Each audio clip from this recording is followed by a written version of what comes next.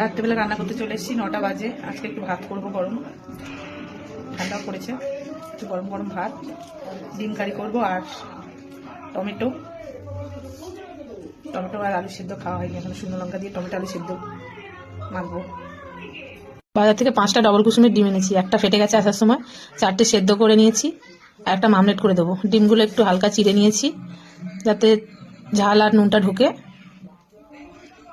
কড়াই বসিয়ে তেল দিয়ে দিলাম, এবার ডিমটা মামলেট করে নেবো। ওর মধ্যে একটু কুচানো পেঁয়াজ দিয়ে দিয়েছি, যেহেতু ডিমটা বড় মামলেটটাও বড় হবে। ভেজে নেবো ডিমটা ফার্স্টে, এই ডিমগুলো টেস্ট হয়, সুন্দর লাগে খেতে।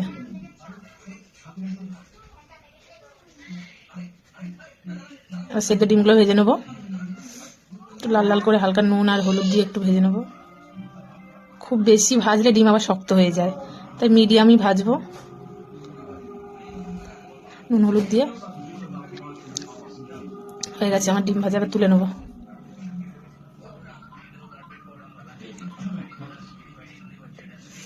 আজকে পেঁয়াজটা একটু আলাদাভাবেই কেটেছি, কড়াই তেল দিয়ে দেবো, যেহেতু ডিম কারি বানাবো। ডিম কারি বানালে আমি এরমভাবেই পেঁয়াজ কাটি। জিরে ফোড়ন দিয়ে দিয়েছি, এবার কাটা পেঁয়াজের টুকরোগুলো দিয়ে দেবো।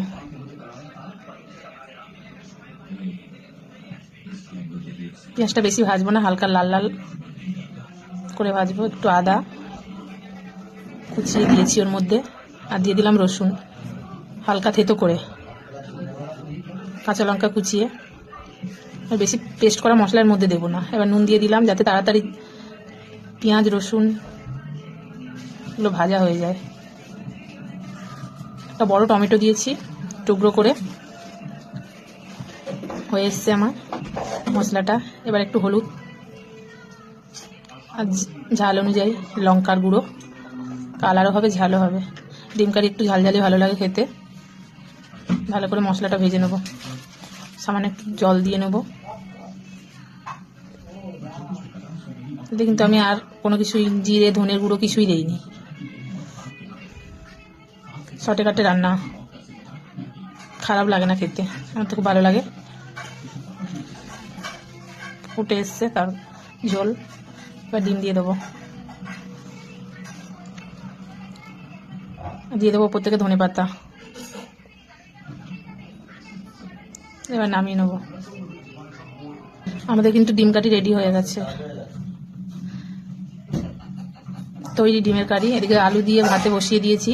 সবাইকে জানাই শুভরাত্রি, টাটা বাই বাই।